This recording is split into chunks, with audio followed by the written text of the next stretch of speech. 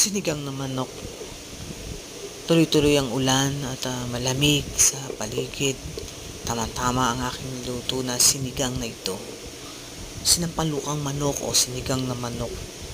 Mahalaga dyan yung luya para mawala yung lansa niya. So, niluto ko siya, ginisa ko siya sa luya, bawang, sibuyas.